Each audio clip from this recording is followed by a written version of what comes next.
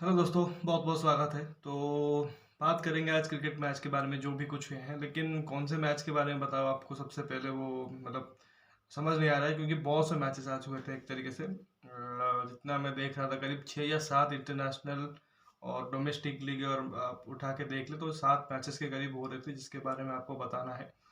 लेकिन उसमें से ज़्यादातर मैचेस जो कि अभी कंप्लीट नहीं हुए हैं और कुछ मैचेस कंप्लीट हुए हैं। तो देखिए, सुबह टेस्ट मैच चल रहा था न्यूजीलैंड और श्रीलंका के बीच, दूसरा दिन था। फिर दोपहर को बांग्लादेश और आयरलैंड के बीच ओडीआई मैच था। फिर शाम को वेस्ट इंडीज और साउथ अफ्रीका के बीच ओडीआई मैच, और 2 डबल हेडेड मैच थे आज डब्ल्यूपीएल के।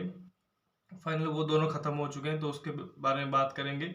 और फिर रात आते आते आप देखो कि पीएसएल का फाइनल चल रहा है मुल्तान और लाहौल के बीच, और वो अभी अभी अभी आधे घंटे के करीब एक तरीके से गेम जो कि वो बचा हुआ है। बाकी साउथ अफ्रीका वाला जो मैच है वो भी चल रहा है, वेस्ट इंडीज ओडीआई वाला।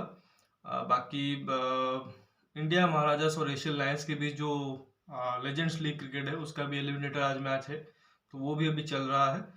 तो सातों मैचेस के इंफॉर्मेशन तो एक ही वीडियो में देना इम्पॉसिबल होगा, और एक तरीके से खिचड़ी हो जाएगी अगर वो मैं आपको देता हूँ एक ही वीडियो में। तो कोशिश करूंगा कि 2-3 वीडियो कर दूं और उसमें आपको दे दूं। तो इस वीडियो में हम पर्टिकुलरली डब्ल्यूपीएल के बारे में खास बात करेंगे क्योंकि 2 मैचेस थे आज और काफ़ी इंपॉर्टेंट मैचेस थे एक तरीके से देखे। तो सबसे पहले बात करेंगे जो अभी अभी जो मैच खत्म हुआ है, आरसीबी और गुजरात के बीच मैच था। और आरसीबी के लिए ये एक तरीके से नॉकआउट गेम था कह सकते हैं। अगर आज वो हारते फिर वो बाहर हो जाते। जीत गए हैं और बहुत बड़े मार्जिन से जीते हैं, इसके चलते अभी इस रेस में बने हुए हैं। तो देखिए, गुजरात ने फर्स्ट बैटिंग किया था और 188 रन किए थे, बड़ा टोटल खड़ा किया था। और जवाब में आप देखो 16 ओवर के अंदर अंदर आरसीबी ने मैच जीत लिया है, और 2 ही विकेट गिरे थे, 8 विकेट अभी हाथ में थे। तो यानी कि नेट रन रेट पे भी एक बढ़िया एक तरीके से उनको बूस्ट मिला होगा। लेकिन अभी शायद लग रहा है कि देर हो गए आते आते जो जीत है, क्योंकि ये जो उम्मीद थी कि ये स्टार्टिंग से ऐसा खेलेंगे, लेकिन एंड में आके जब वो ऑलमोस्ट बाहर होने के कगार पे खड़े तब जाके ऐसा खेल रहे हैं। तो अब देखो कि गुजरात जब फर्स्ट बैटिंग करने आई तो उनके तरफ से देखो सोफिया डंकली 16 रन बना के आउट हुए। इसके अलावा लोरा ओल्डबर्ट 68, हाईली इंप्रेसिव जो उन्होंने अभी तक का उनका सफर रहा है डब्ल्यूपीएल में। इनिशियल स्टेज में आप देखो कि ऑक्शन में वो अनसोल्ड गई थी और हैरानी बहुत ज़्यादा हो गई थी, लेकिन बाद में जब बेथ मुनी इंजर्ड हुए तो उनको लिया और उनको खिलाया भी, अभी वो कंसिस्टेंटली परफॉर्मेंस दे रहे हैं। बाकी शबीन अली मगना ने भी 31 किए। एस गार्डनर ने फाइनली फॉर्म पकड़ ली है, ऑलराउंडर नंबर 1 दुनिया के। तो उन्होंने भी 41 किए 26 बॉलों में। और हेमलता जी ने 16 फ्रॉम 6, और हरलिन देओल ने भी 5 बॉल में 12 किए। तो एक बढ़िया स्टार्ट रहा, फिनिश भी रहा, और जिसके चलते एक अच्छे स्कोर तक वो पहुंच गए। बैंगलोर की तरफ से अब देखो कि सूफी डिवाइन ने 1 आउट किया और 1 विकेट प्रीति बोस को मिला है, बाकी 2 विकेट श्रेयंका पाटिल को मिला।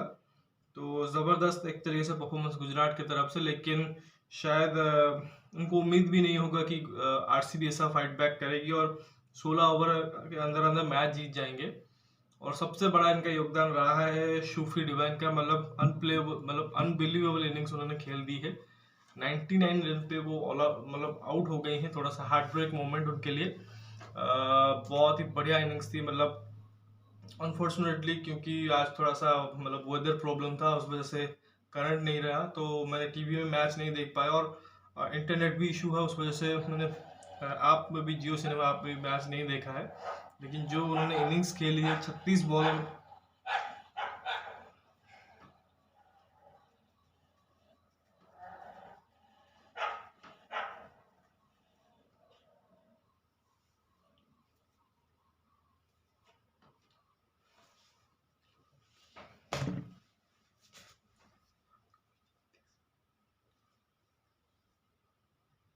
36 बॉल में 99 करके गए हैं, और उसमें आप देखो 9 चौके और 8 छक्के मारे हैं। और उसमें एक मैं ट्विटर पे देख रहा था कि 94 मीटर का भी छक्का शामिल है, जो बिगेस्ट सिक्स अभी डब्ल्यूपीएल का। तो उनकी जो बैटिंग जब दिखती है लगता है कि कोई मेंस क्रिकेटर बैटिंग करता है, इतना जोर से मारती है, इतना पावरफुल शॉट्स मारती है, तगड़ा लगता है। तो आज भी वैसी बैटिंग की होगी। मैं ज़रूर देखूंगा हाईलाइट्स जाके। और उसके बाद आप देखो कि उनकी वो खास पारी रही जिसके बदौलत वन साइडेड एक मैच हो गया आरसीबी के लिए। बढ़िया तरीके से उन्होंने मैच जीता है। बाकी स्मृति मंदाना ने मतलब स्टार्ट एज कंपेयर टू उनकी जो प्रीवियस इनिंग्स थी उस हिसाब से आज उन्होंने अच्छी खेली। 37 फ्रॉम 31 कोशिश कर रही थी कि एक एंड से खड़े रहें ताकि पिच में टाइम बिताए तो थोड़ा सा कॉन्फिडेंस आएगा, लेकिन वो आउट भी हो गई। एक बार फिर से ऑफ स्पिन के अगेंस्ट आउट हुई हैं। सामने वाले जो कप्तान है स्नेह राणा, उन्होंने कॉटन बोल्ड किया उनको। बाकी नीचे आप देखो एलिस पेरियाई 12 में 19 और हैदर नाइट ने 15 में 22 की। और शायद एक प्री प्लान एक तरीके से था क्योंकि उनको पता था कि उनको सिर्फ मैच जीतना नहीं है बल्कि बड़े मार्जिन से जीतना है ताकि जो नेट रन रेट है वो भी उस हिसाब से ग्रो करे, क्योंकि उनको आगे चल के जरूरत पड़ सकती है इस नेट रन रेट की। तो उस वजह से युवा और 2 विकेट जो देखो उनको मिले। किम गार्थ ने आउट किया था शायद सोफी डिवाइन को 99 पे, और एक विकेट स्नेह राणा ने जिन्होंने स्मृति मंदाना को आउट किया। लेकिन बहुत ज़बरदस्त इनिंग्स, और ये मैच आई थिंक आरसीबी के लिए मेमोरेबल रहेगी और सूफी डिवाइन के लिए भी, क्योंकि ये WPL के जो जितने भी अभी मैचेस हुए उसमें हाईएस्ट स्कोर है, इंडिविजुअल स्कोर है। मेंस आईपीएल का तो पता है आरसीबी के ही जो क्रिस गेल है उन्होंने किया था 175, तो ये रिकॉर्ड भी अभी सूफी डिवाइन के नाम और आरसीबी के नाम रहा है। तो होपफुली कोशिश करेंगे कि कोई अगर इसको क्रॉस कर सके, लेकिन डिजर्व करती थी यार 100, मतलब मैच खत्म करके जाना चाहती थी। तो ऑब्वियसली जब आउट हुई होंगी तो बहुत ज़्यादा निराश होंगे, लेकिन खैर मोस्ट इम्पोर्टेंटली आरसीबी ने मैच जीत लिया है और अभी भी वो बने हुए हैं। और आरसीबी के इस जीत के साथ जो फायदा हुआ है वो दिल्ली कैपिटल्स को, क्योंकि आरसीबी 8 अंकों तक पहुंच नहीं सकती थी। गुजरात पहुंच सकती थी, लेकिन गुजरात की इस हार के बाद अब गुजरात भी मैक्सिमम टू मैक्सिमम 6 तक पहुंच सकते हैं। तो ऐसे में दिल्ली कैपिटल्स जो ऑलरेडी 8 पे हैं तो वो क्वालिफाई कर चुकी हैं। तो 2 टीमें ऑलरेडी क्वालिफाई कर चुकी हैं, सिर्फ एक स्पॉट बचा हुआ है जिसमें गुजरात आरसीबी के साथ लखनऊ टीम है, और लखनऊ के चांसेस थोड़ा सा ज़्यादा है क्योंकि आज उन्होंने जो पहला गेम खेला गया था उसमें मुंबई इंडियंस को उन्होंने हरा दिया है, और फर्स्ट टाइम मुंबई इंडियंस इस WPL में हारे हैं। और खराब परफॉर्मेंस आप देखो कि दोनों टीमों से ही था, मतलब यूपी से भी और मुंबई से भी, लेकिन मुंबई का शायद थोड़ा ज़्यादा खराब परफॉर्मेंस था जिसके चलते यूपी को जीत मिली है। देखिए लो स्कोरिंग एनकाउंटर था लेकिन थ्रिलिंग मैच हो गया था। मुंबई ने सिर्फ 127 किए थे, 20 ओवर में ऑल आउट हो गए थे, उसमें भी 2 या 3 कैचेस उनसे मतलब यूपी से छूटे थे। बहुत बढ़िया गेंदबाजी यूपी की तरफ से हुई थी। अब देखो कि स्कोर कार्ड जो दिखा रहा है उसमें देखो मैथ्यूस ने 30 में 35 किए थे, मतलब स्ट्रगलिंग इनिंग्स थी, उतने कुछ बड़ी इनिंग्स तो नहीं थी। बाकी हरमनप्रीत कौर के भी 25-22 बॉलों में, और ईशी वोंग ने नीचे से 19 में 32 किए थे जो कि हाईलाइटिंग इनिंग्स थी, और जिसके चलते एक फाइटिंग टोटल तक मुंबई पहुंचा था। और कोशिश मतलब उसमें कोशिश करते वो जीतने की। जहाँ तक यूपी की बॉलिंग की बात करें, उनकी स्ट्रेंथ उनकी स्पिन बॉलिंग है। उनके पास 2-3 बहुत अच्छे स्पिनर है, चाहे वो राजेश्वरी गायकवाड़ हो जाए, उसके वाइस कप्तान दीप्ति शर्मा हो जाए, या फिर जो इस समय T20 में नंबर 1 बॉलर है वुमेन्स क्रिकेट में सोफी क्रिस्टन, वो है। तो देखो यहाँ पे गायकवाड़ को 2 विकेट मिला है 4 ओवर में 16 रन देके, और 3 विकेट लिया है सोफी क्रिस्टन ने 4 ओवर में 15 रन देके, और दीप्ति शर्मा ने 4 ओवर में 35 रन देके 2 आउट किए हैं। 1 विकेट अंजलि श्रावणी को भी मिला। तो बढ़िया परफॉर्मेंस था यूपी की तरफ से। अपार्ट फ्रॉम दैट जो 2-3 उन्होंने कैचेस छोड़े, अगर वो शायद पकड़ लेते तो शायद और भी कम स्कोर में रोक सकते थे। और बाद में जब रन चेस की बारी आई तो यूपी भी कुछ खास ऐसा नहीं था कि डोमिनेट कर रहे थे। उनसे भी आप देखो कि शुरुआत में विकेट गिरे और देविका वैद्या ने 1 बनाया, अलीशा हिली 8 बना के आउट हुई, और किरण नबगिरे 12 पे आउट हो गए। तो मैं वहां पे भी देख रहा था जब मैच, तो 2-3 मतलब 1 या 2 ओवर अंदर अंदर ही वो सब कुछ घट गया कि 3 या 4 चांसेस क्रिएट हुए यूपी के खिलाफ मुंबई से, लेकिन उसमें से सिर्फ 1 विकेट गिरा लेग बिफोर का, जो उनके जो कप्तान अलीशा हिली वो आउट हुए। उसके आसपास आप देखो 3 कैचेस छूटे हैं। एक नैटली सिल्वर ब्रंट बॉल डाल रही थी, उनके ओवर में लगातार 2 बॉलों में 2 कैचेस छूटे। एक छूटा उनके कप्तान अलीशा हिली का, और फिर किरण नबगिरे का भी कैच छूटा, और उसके बाद फिर उनको आउट किया ईशी वोंग ने, उनके जो कप्तान अलीशा हिली को लेग बिफोर कराया। उसके अगली गेंद पे तलिया मगरा का भी एक कैच छूटा, जो मुंबई के विकेट कीपर बैटर है यस्तिका भाटिया से। और उसके बाद देखो मगरा ने बहुत ही बढ़िया इनिंग्स खेल दी, उन्होंने 25 में 38 करी है। और उसके बाद ग्रेस हारिस जो नॉर्मल इस सिचुएशन में आके रन करती हैं, उन्होंने कितने 39 की हैं 28 बॉलों में, 7 चौके मारे। और यही जो 2 इनिंग्स थी ये मोमेंटम दे गई यूपी को। लेकिन द मोमेंट ये दोनों आउट हुए, उनको मेलिकर ने दोनों ही को आउट किया है। जब ये आउट हुए फिर से लगा कि शायद यूपी फंस सकती है, लेकिन दीप्ति शर्मा और सोफी किल्स्टन जो उनके ऑलराउंडर हैं, उन्होंने अंत में धीमा खेला ज़रूर लेकिन मैच फिनिश करके गए हैं, क्योंकि यहाँ पे रन रेट का कोई इशू नहीं था और ना ही इनको अपना नेट रन रेट बढ़ाना है। तो दीप्ति ने 13 किए 14 बॉल में, जबकि किल्स्टन ने 16-17 बॉलों में। और अंत में मैच फंस गया था, शायद 3 या 4 बॉल में 5 रन चाहिए थे, जिसमें छक्का मार के सोफी किल्स्टन ने मैच जिताया। लेकिन मुंबई सोच रहा होगा शायद वो 3 कैचेस पकड़ लेते तो शायद ये मैच जो कि वो जीत सकते थे, जैसा मेंस मुंबई इंडियंस टीम भी करती है कि 130-35 के स्कोर को भी वो मतलब डिफेंड कर लेते हैं, क्योंकि बॉलिंग बहुत बढ़िया करते हैं। तो फील्डिंग इसमें शायद दोनों ही टीमों से खराब हुई, लेकिन मुंबई को ज़्यादा भारी पड़ गई।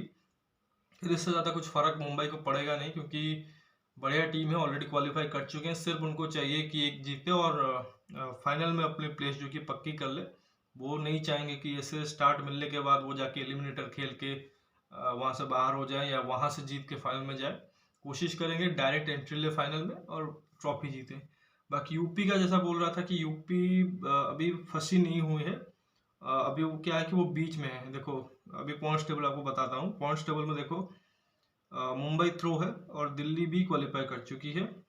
बाकी गुजरात और बैंगलोर अभी एक एक मैच उनका बचा हुआ है और दोनों के लिए मस्ट विन गेम है। जो भी हारेगा वो बाहर है। गुजरात का शायद यूपी के साथ ही मैच है और आरसीबी का आई गेस मुंबई के साथ मैच है। बहुत बड़ा मैच होगा वो। नॉट जस्ट कि उन दोनों को जीतना है बस, बट बड़े मार्जिन से जीतना है, क्योंकि नेट रन रेट दोनों का माइनस में है। यूपी को सिंपल एक जीत चाहिए। उनका नेट रन रेट भी अभी उनका भी माइनस में है, लेकिन आरसीबी और गुजरात से बेटर है। तो उनको सिर्फ एक जीत चाहिए और उनका जो 2 मैच है, एक शायद गुजरात के साथ और एक मैच दिल्ली के साथ शायद, हाँ ये 2 मैचेस हैं। तो दिल्ली का भी आप देखो कि जो 2 मैचेस बचे हुए हैं उसमें एक शायद मुंबई के साथ है। तो मैं भी शेड्यूल बताता हूँ। 4 मैचेस कुल अब बचे हुए हैं, 2 दिन में होंगे वो। 20 को डबल हेडर है और फिर 21 को डबल हेडर है। कल मैच नहीं है, क्योंकि कल अगेन इंडिया और ऑस्ट्रेलिया का ओडीआई मैच है, तो व्यूअरशिप के हिसाब से वो मैच रखा नहीं गया है ताकि लोग वो मैच देखने को जाए।